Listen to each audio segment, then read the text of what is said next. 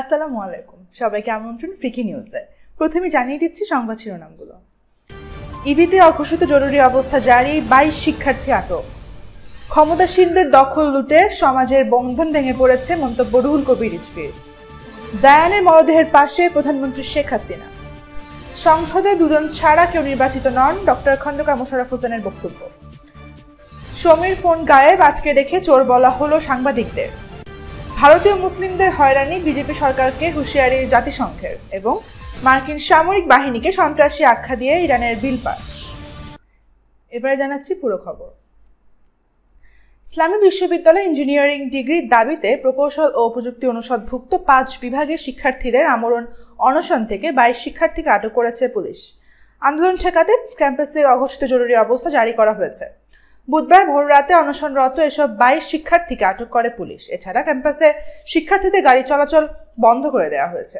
আটককৃতদের কুষ্টিয়া পাঠানো হয়েছে বলে জানিয়েছেন ইবি থানার ওসি রতন শেখ।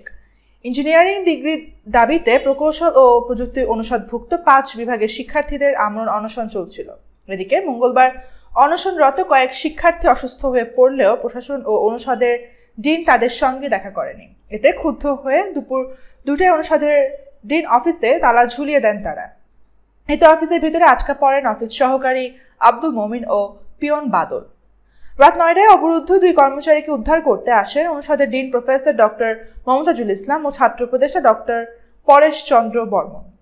তারা ভবনের ভেতরে ঢুকলে তাদেরও অবরুদ্ধ করেন আন্দোলনকারীরা। একই সঙ্গে কলাপসিবল গেটে তালা ঝুলিয়ে দেয় তারা।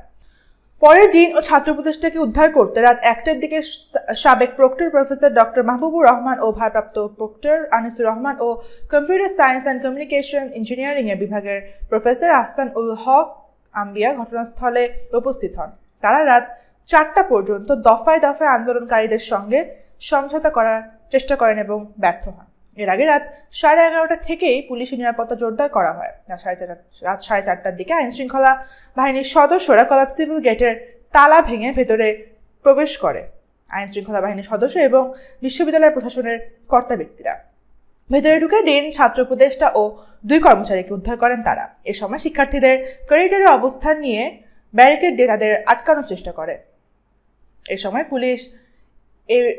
সময় পুলিশ ও র্যাবের যৌথ বাহিনী আরিফুল ইসলাম, রাজ মাহাদি, তারিক, রিয়াদ, অভি, দেলওয়ার, হাফিজ সাব্বির সহ 22 শিক্ষার্থীকে আটক করে কুষ্টিয়া পুলিশ লাইনে নিয়ে যাওয়া হয়।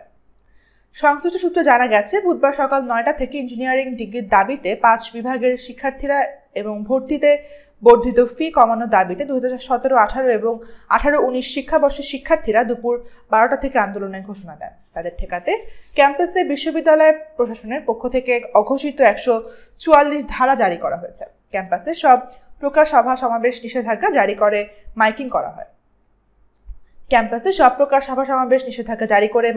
হচ্ছে।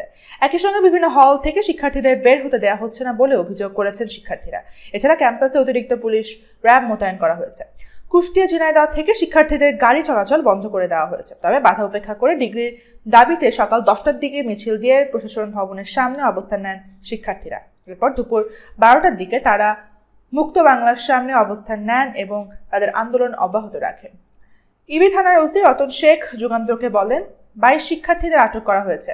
তাদের কুষ্টিয়া পুলিশ লাইনে জিজ্ঞাসাবাদ করা হচ্ছে। দেশে অনাচার, বিচারহীনতা, নারী শিশু নির্যাতন সহ অপরাধ ও নিয়ম বহির্ভূত আচরণ এক ভয়ঙ্কর রূপ ধারণ করেছে বলে মন্তব্য করেছেন বিএনপির সিনিয়র যুগ্ম মহাসচিব অ্যাডভোকেট রুহুল কবির রিজভী। তিনি বলেছেন, এতে ভেঙে পড়েছে সমাজের বন্ধন, আর এই ভেঙে পড়ার কারণে নৈরাজ্য চরম আকার ধারণ করেছে। অপরাধ প্রবণতার এই বেপরোয়া রূপের একমাত্রই কারণ ক্ষমতাসীন দলের নেতাকর্মীদের দখল ও লুটের ক্ষুধার অতিমাত্রা রাতিসহ্য। শুধু মানুষের সহায় সম্পত্তি না, এরা নারীদের ওপরও ঝাঁপিয়ে পড়ছে আদিম বর্বরতা চেতনা ধারণ করে। বুধবার নয়াপল্টনের দলীয় কেন্দ্রীয় কার্যালয়ে আয়োজিত এক সংবাদ সম্মেলনে তিনি এসব কথা বলেন। ক্ষমতাসীনদের সত্তা যদি হয় অবৈধ, সরকারের গঠন যদি হয় জনসম্মতিহীন, তাহলে সেখানে শুধু রাজনৈতিক নয়, সামাজিক অপরাধ প্রবণতাও বৃদ্ধি পাবে এবং সেটি জ্যামিতিক হারে। সে কারণেই বাংলাদেশে ধর্ষণ, হত্যা ও অপহরণ বাড়ছে। শিক্ষকের দ্বারা ছাত্রী ধর্ষণের ঘটনা বাংলাদেশে এক বিভৎস চেহারায় আবির্ভূত হয়েছে। এই সামাজিক অপরাধের পেছনে যারা জড়িত তারা অধিকাংশই ক্ষমতাসীন দলের লোক, কিন্তু এরা ক্ষমতার শীর্ষে বসা লোকজনদের আনুকূল্য পাচ্ছে। বিএনপির এই নেতা আরও বলেন, রক্তছড়া ঘটনাগুলোর মধ্যে সবচেয়ে লোমহর্ষক ঘটনা গত 19 এপ্রিল ব্রাহ্মণবাড়িয়ার বাঞ্ছারামপুরে উপজেলা স্বেচ্ছাসেবক লীগের সহসভাপতি বাশারের নেতৃত্বে একদল সশস্ত্র ব্যক্তি এলাকার দরিদ্র মানুষ কালামিয়ার পা কেটে নেয়। শুধু এখানেই ক্ষান্ত হয়নি, কালামিয়ার পুত্র বিপ্লবের 2 পায়ের রগও কেটে দিয়েছে। প্রথমে স্বেচ্ছাসেবক লীগ নেতার দলবল কালামিয়া ও তার ছেলেকে ধরে নিয়ে গিয়ে তাদের পায়ের টেটা বিদ্ধ করে এরপর কালামিয়াকে মাটিতে ফেলে দিয়ে কয়েকজন তার পা চেপে ধরে চাপাতি দিয়ে হাঁটু বরাবর কুপিয়ে পা আলগা করে দেয়। এই ঘটনায় শিউরে উঠছে দেশবাসী। থানার ওসি বলেছে, অনেক বড় এলাকা কালামিয়ার কর্তনকৃত পা পাওয়া যাচ্ছে। কালামিয়ার স্ত্রী জানিয়েছেন, স্বেচ্ছাসেবক লীগের শেষ সহসভাপতির ভয়ে তারা গ্রাম ছেড়ে ঢাকায় চলে গিয়েছিল। পুলিশ দুষ্কৃতিকারীদের টিকিটিও এখন পর্যন্ত ছুঁতে পারেনি। এই পৈশাচিক ঘটনা বিচারের মুখ দেখবে কি কোনোদিন? শ্রীলঙ্কায় সিরিজ বোমা হামলায় নিহত জায়ান চৌধুরীর মরদেহ দেখতে তার নানা আওয়ামী লীগের প্রেসিডেন্ট সদস্য শেখ ফজলুল করিম সেলিমের বনানীর বাসায় গেছেন প্রধানমন্ত্রী শেখ হাসিনা। বুধবার দুপুর 2:30টায় সেখানে যান তিনি। প্রত্যক্ষদর্শীরা জানায়, প্রধানমন্ত্রী শেখ হাসিনা বাড়ির গেটে পৌঁছালে তাকে দেখে কান্নায় ভেঙে পড়েন শেখ সেলিম। এ সময় জায়ানের পরিবারের সদস্যদের প্রতি সমবেদনা জানান তিনি। এর আগে দুপুর 1:45টার দিকে শ্রীলঙ্কা এয়ারলাইন্সের একটি ফ্লাইটে তার মরদেহ রাজধানীর হজরত শাহজালাল আন্তর্জাতিক বিমানবন্দরে এসে পৌঁছায়। এরপর দুপুর 1:30টার দিকে বিমানবন্দর থেকে জায়ানের লাশ সরাসরি বনানীর 2 নম্বর রোডের 9 নম্বর তার নানার বাসভবনে নিয়ে আসা হয়। বাদ আসর বনানী চেয়ারম্যান বাড়ি মাঠে জানাজা শেষে বনানী কবরস্থানে চিরনিদ্রায় শায়িত হবে ছোট্ট শিশু জায়ান। সে উত্তরার সানবিম স্কুলে 3য় শ্রেণীর ছাত্র ছিল। বর্তমান জাতীয় সংসদে মাত্র 2 জন সদস্য ছাড়া কেউই নির্বাচিত নন বলে দাবি করেছেন বিএনপির স্থায়ী কমিটির সদস্য ডক্টর খন্দকার মোশাররফ হোসেন। তবে কোন 2 জন নির্বাচিত তা তিনি উল্লেখ করেননি। মঙ্গলবার বিকেলে জাতীয় প্রেস ক্লাবে ছাত্র দলের প্রতিষ্ঠাতা আহ্বায়ক কাজী আসাদুজ্জামানের স্মরণ সভায় মোশাররফ এই দাবি করেন। জাতীয়তাবাদী ছাত্র দলের সাবেক নেতারা এই আয়োজন করেন। মোশাররফ হোসেন বলেন, বর্তমান সংসদে মাত্র 2 জন সদস্য ছাড়া কেউই নির্বাচিত নন, সবাই আওয়ামী লীগের মনোনীত প্রার্থী। সংবিধানে বলা আছে নির্বাচিত সংসদ সদস্যরা দেশ পরিচালনা করবেন, কিন্তু এখন দেশ পরিচালনা করছে মনোনীত প্রার্থীরা। এই মনোনীতদের নিয়ে সরকার এখন অলিখিত বাকশাল প্রতিষ্ঠা করেছে। তিনি বলেন, আওয়ামী লীগ বারবার বাকশাল প্রতিষ্ঠা করেছে, পক্ষান্তরে বিএনপি 2 বার গণতন্ত্র প্রতিষ্ঠা করেছে। আমাদের দলের প্রতিষ্ঠাতা প্রেসিডেন্ট জিয়াউর রহমান এদেশে প্রথম গণতন্ত্র পুনঃপ্রতিষ্ঠা করেন, তাই এবারও আমাদের সবার পবিত্র দায়িত্ব গণতন্ত্র প্রতিষ্ঠা করা। আর এই গণতন্ত্র প্রতিষ্ঠা দেশনেত্রী খালেদা জিয়াকে কারাগারে রেখে কোনোভাবেই সম্ভব নয়। তাকে মুক্ত করে তার নেতৃত্বে আন্দোলনের মাধ্যমে আমাদের গণতন্ত্র প্রতিষ্ঠা করতে হবে। এজন্য আসুন সবাই ঐক্যবদ্ধ হই। ফোন চুরির ঘটনায় সাংবাদিকদের আটকে রেখেছিলেন অভিনেত্রী ও ই-কমার্স অ্যাসোসিয়েশন অব বাংলাদেশের প্রেসিডেন্ট শমী কায়সার। প্রায় আধা ঘন্টা যাবৎ অর্ধশত সাংবাদিক কর্মীকে জাতীয় প্রেস ক্লাবের জহুর হোসেন চৌধুরী মিলনায়তনে আটকে রেখেছিলেন তিনি। এ সময় তার নিরাপত্তা কর্মীরা সাংবাদিকদের দেহ তল্লাশি করেন। কয়েকজন সাংবাদিক অনুষ্ঠান স্থল থেকে বের হয়ে যেতে চাইলে তাদের চোর বলেও সম্বোধন করেন তারা। এই ঘটনায় বিক্ষুব্ধ হয়ে পড়েন সংবাদকর্মীরা, ক্ষোভও প্রকাশ করেন তারা। পরে যখন জানা গেল ফোন চুরি করেছে লাইটিংয়ের এক কর্মী, তখন দুঃখ প্রকাশ করেন শমী কায়সার।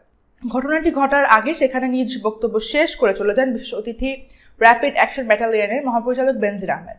উপস্থিত ছিলেন সাংবাদিক মাসুদা ভাট্টি ও চলচ্চিত্র তারকা জয়া আহসান। অনুষ্ঠানটি উদ্বোধনকালে বক্তব্য দিচ্ছিলেন শমী।